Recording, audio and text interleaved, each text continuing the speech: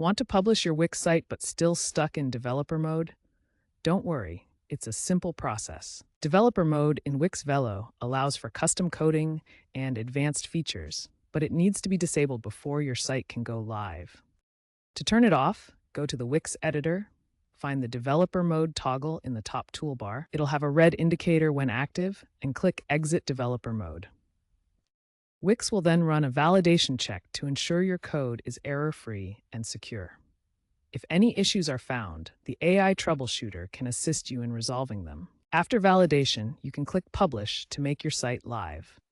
Remember, exiting developer mode is crucial to ensure your site meets Wix's security and performance standards, making it accessible to the public.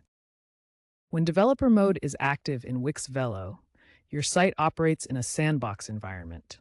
This isolated space is perfect for building and testing new features, allowing you to experiment safely without affecting your live website. However, publishing directly from developer mode can create serious problems.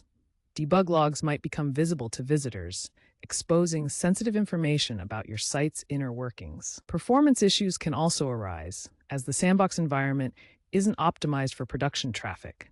Your site might load slowly or experience unexpected behavior. Exiting developer mode initiates a comprehensive validation process. Wix automatically checks your code for errors, security vulnerabilities, and compatibility issues. This ensures your site meets enterprise-level security standards, providing a stable and secure experience for all visitors. Exiting developer mode is vital to make your site production-ready, meeting the quality standards required for a professional online presence. Failing to exit developer mode can lead to subpar user experiences, security risks, and damage to your website's reputation and functionality. Best practice: always test your site in preview mode before exiting developer mode to catch any issues early.